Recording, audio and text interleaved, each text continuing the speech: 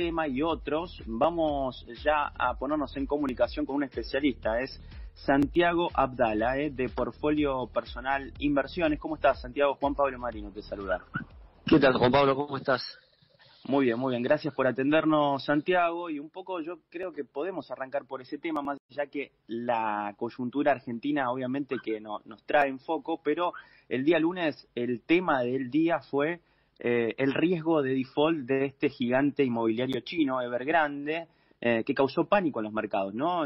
Contame un poquito cómo se vivió y qué implicancias puede tener y si ya se resolvió el problema o hay todavía riesgos de que pueda llegar a mayores con esta empresa china. Bueno, la noticia es como vos comentabas recién, de magnitud, porque el tamaño de la deuda es gigante y es un sector de la economía china que es central en lo que es su crecimiento, que es el sector de la construcción, ¿no?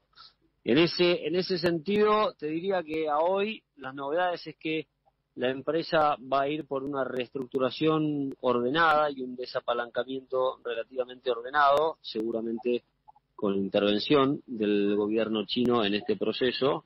Algunos hablan incluso de un takeover por parte del Estado en China sobre esta empresa, cuya capitalización bursátil se destruyó, ¿no? Cayó muchísimo. Recién, bueno, hoy estaba 17% arriba, pero estamos hablando de una empresa que ya cayó más o menos un 87, un 90% en las últimas semanas o mes de su capitalización bursátil, ¿no? Obviamente es un problema grande en una economía grande y como tal puede traer una ola expansiva para el resto de las economías, sobre todo en lo que es la percepción del riesgo, que es lo que hace que haya más apetito por activos como los de los países Argentina y el resto de los emergentes, y así nos vería afectando a nosotros y también a otro tipo de activos que suelen ser los de deuda de menor calidad o acciones en países que todavía están en vías de desarrollo.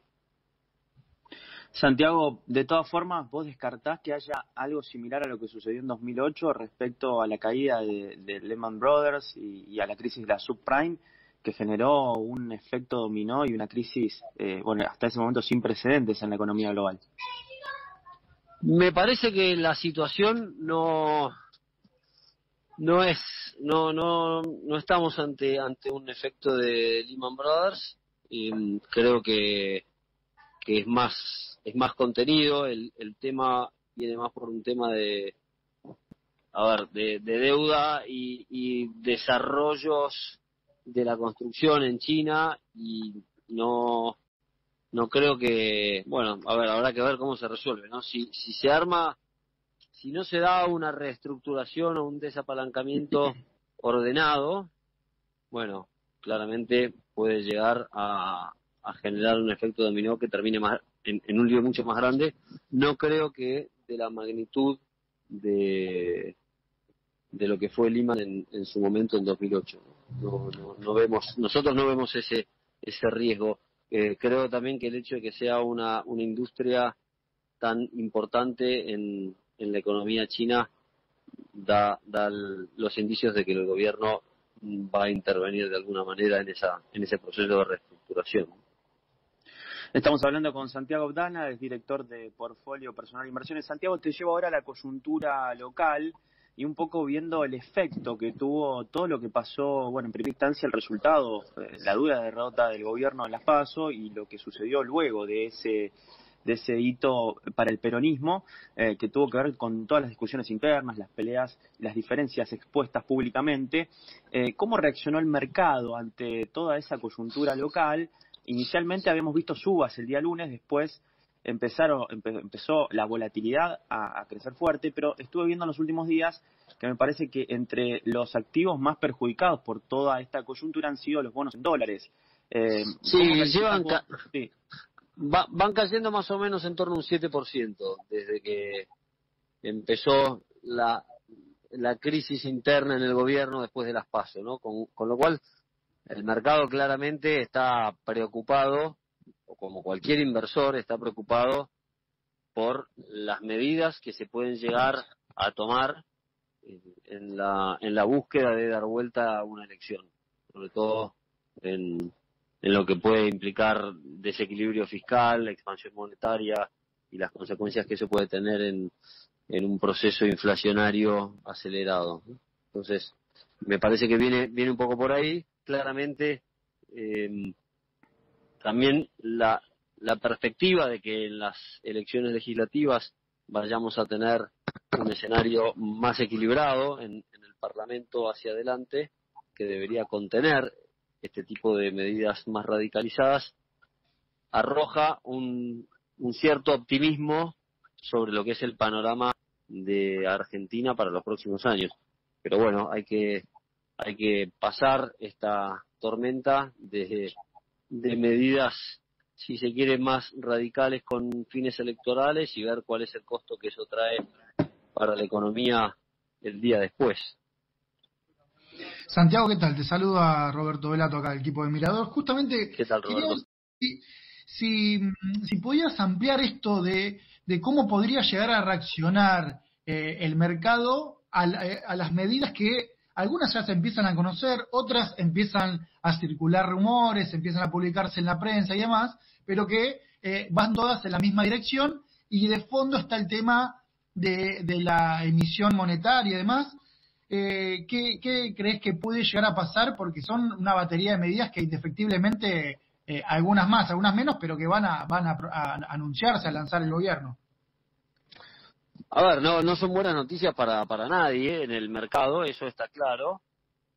Hay que ver de qué manera se implementan y cuáles son las medidas paliativas que vayan a requerir ex post. Entonces, dentro de las medidas que nosotros vamos escuchando, de todas formas, siempre suele suceder que dejan correr algunos rumores para después terminar confirmando solo una parte de esa información.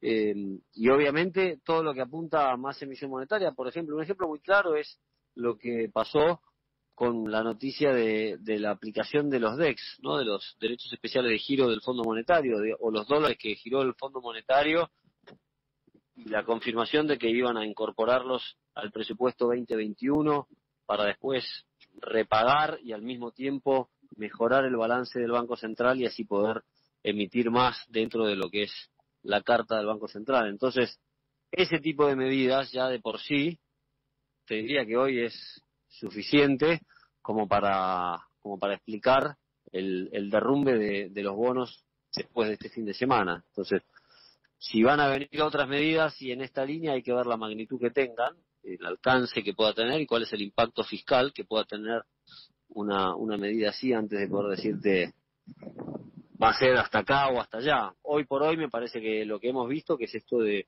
la aplicación de los DEX para permitir una mayor emisión monetaria, se recibió con un 7% de caída de los bonos en dólares. Es un golpe considerable, por ponerlo de alguna manera elegante. Santiago, te hago la última y tiene que ver con justamente lo que ha pasado también con el dólar contado con liqui en las últimas jornadas, donde se ha visto sobre todo aquel que no está regulado por el Banco Central, por la ANSES, que bueno, siguió escalando a niveles, te diría, por encima hasta el del dólar paralelo.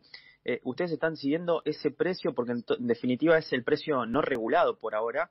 ¿Y cómo están viendo esa dinámica? ¿Es preocupante? Digamos, ¿creen que está o que hay un overshooting, o sea, que ha sido una suba más importante de la que por ahí realmente debería darse en función de lo que está pasando, o va en línea justamente de los acontecimientos, algunos de ellos, como marcás vos, este anuncio de los DEX y la posibilidad de emitir más dinero todavía?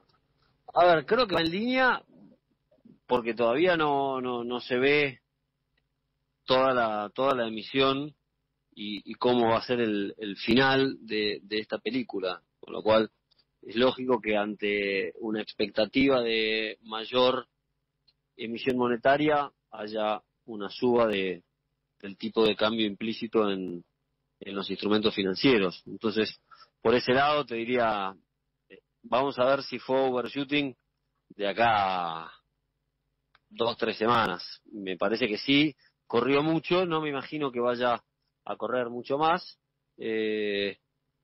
pero por ahora el nivel de incertidumbre que se maneja y las fisuras que se perciben en la coalición gobernante lo que hacen es generar o aumentar la demanda de contado con liquidación, ¿no? De actores que buscan cubrirse en dólares hasta tanto no sepan si la emisión monetaria va a ser X o Y, ¿no? Entonces, por ese lado a nosotros nos parece que por ahí sí tenés un poco de overshooting, pero viene en línea con estos acontecimientos que hasta tanto no decanten y no veamos, por ejemplo, un acercamiento con el Fondo Monetario que nosotros hoy por hoy consideramos difícil que pase de acá a las elecciones, por no decir muy difícil, obviamente alguna señal en ese sentido con un plan o con un programa económico un poco más claro, más delimitado, bueno, podría ser que esa volatilidad redujera y se achicase la expectativa de devaluación por ese lado, ¿no?